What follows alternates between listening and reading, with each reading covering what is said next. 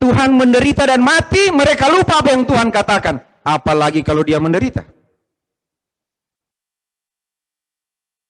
Apalagi kalau saya yang menderita. Tuhan menderita aja lupa. Saya belum menderita. Tapi pasti nyanyi lah. Menyanyi. Kemurahanmu lebih dari hidup. Tapi ketakutan lebih banyak. Saya mau bilang apa ke saudara? Saya mau bilang begini. Jadi nggak boleh takut. Jangan lupa. Enggak, saya nggak mau bilang itu, saudara. Saya cuma mau cerita aja yang terjadi kepada murid-murid dan perempuan-perempuan itu kan. Nanti kalau saya bilang begini, makanya jangan mundur. Enggak, kalau mau mundur, mundur. Nanti kenapa? Petrus aja lupa, saudara. Murid-murid aja lupa. Nah, Agung Guritno, Jimmy Hosang, Rehan Patiwae, Murwiyanto, siapa lagi tuh penatua? Yudi Risa. Petrus aja pemegang kata gini, kalau engkau ampuni dosa dia, lupa loh. Soni Puntolawokang. Lupa kan? Jadi saya mau bilang apa? Makanya jangan sampai lupa. Jangan seperti Petrus. Jangan seperti murid-murid itu. Enggak. Kalau kita ada masalah, kita banyak melupakan apa yang Tuhan katakan. Tetapi ingat, saudara. Ada malaikat yang bilang begini, mengapa kamu mencari dia yang hidup di antara orang mati? Ia tidak ada di sini, ia telah bangkit. Ingatlah apa yang dikatakannya kepada kamu ketika ia masih di Galilea. Saudara, saya baca ini tadi juga, saya duduk berdiri di sini atau duduk di sini, saya ada di ruangan saya di situ. Saya baca ini lalu saya pikir gini, hebat banget.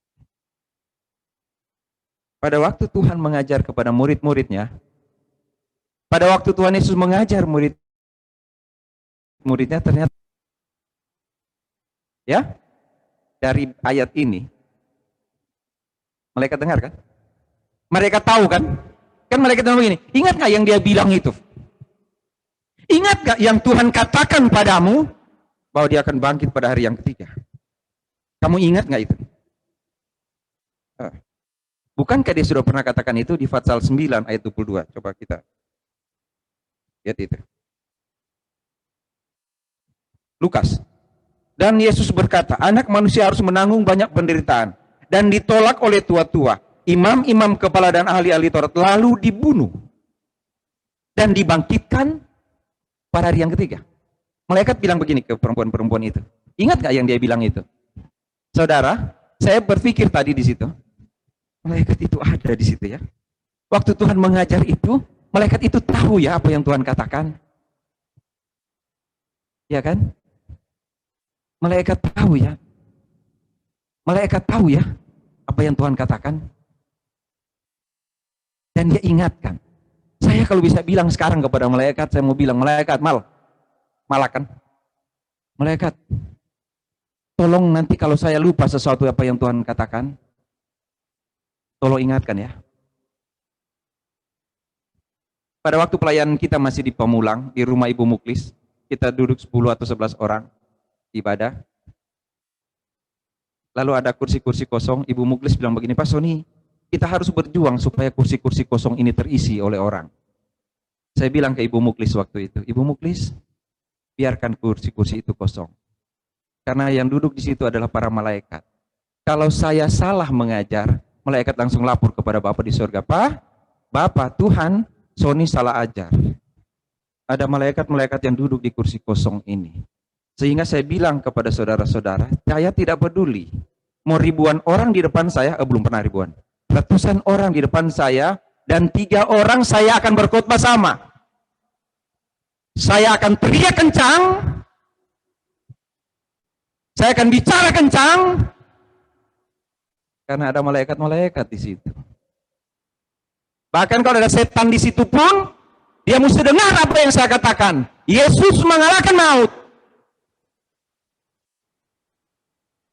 Nanti setan lari. Dia bilang, tak tunggu ngana di lorong. Bahasa Manado itu. Gak tunggu lo di gang. Berani lo lewat, gua hajar lo. Ya kan? Lalu saya pulang, malaikat bilang begini, Pak Sony pulang mana? Sana. Oke, bareng-bareng. Iblis dari jauh dia bilang ini, sayang lo pakai pengawal, kalau enggak lo gua ajar lo. Saya kalau bisa saya mau bilang, malaikat tolong ya, seperti kepada perempuan-perempuan itu, ingatkanlah jika saya lupa firman-Mu. Tuhan, utuslah malaikat untuk menjaga saya, supaya saya selalu ingat firman-Mu. Boleh kan bilang begitu kepada malaikat? Malaikat bilang begini, hey Yongo, hey Sony, yang ingatkan kamu tentang firman Tuhan bukan saya sekarang. Saudara ingat Yohanes bilang apa? Roh Kudus yang ada di dalammu akan mengingatkan apa yang aku katakan kepadamu. Roh Kudus ada di mana sekarang? Di dalam hati. Kenapa kita suka lupa? Berarti kan kita mengabaikan Roh Kudus. Ya? Bukankah sudah dia katakan? Lalu mereka teringat, maka teringatlah mereka akan perkataan Yesus itu. Saudara, ada saat kita lupa.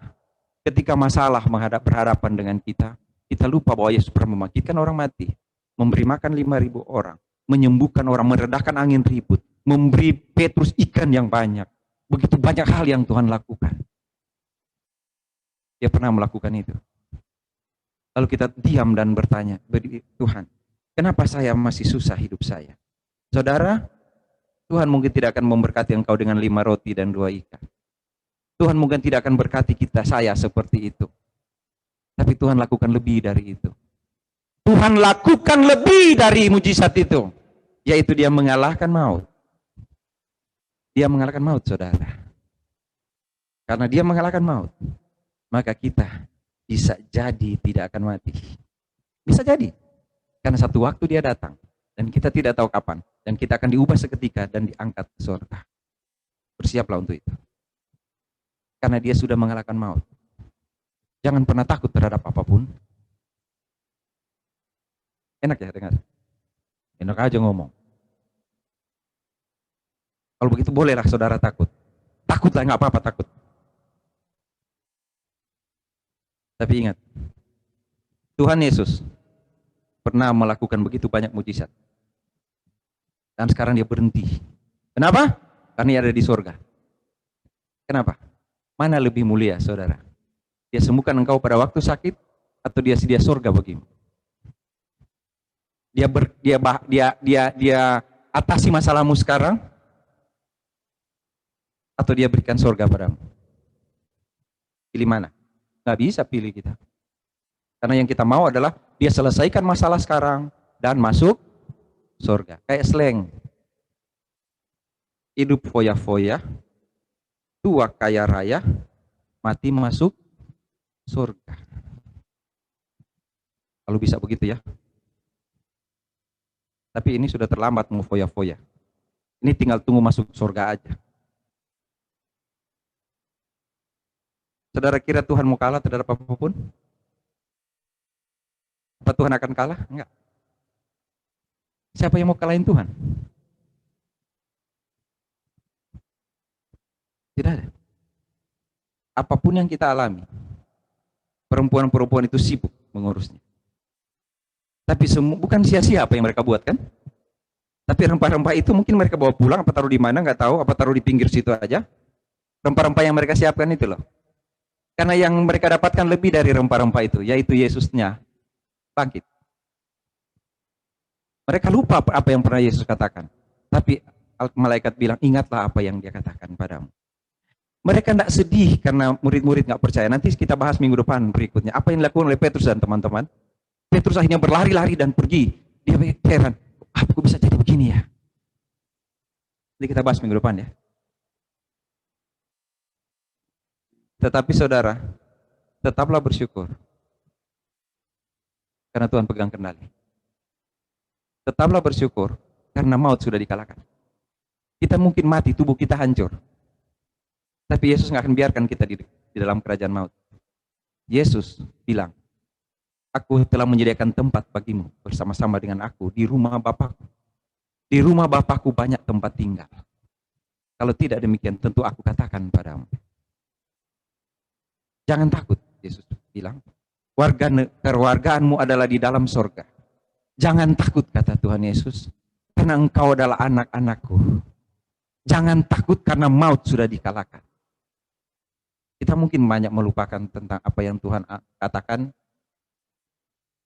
karena persoalan-persoalan dalam hidup kita. Tapi hari ini semoga kita ingat, kalaupun takut, takut saja. Kalaupun khawatir, khawatir saja. Tapi Tuhan tidak berubah mengasihimu. Tuhan selalu sayang. Ya, tidak pernah berhenti.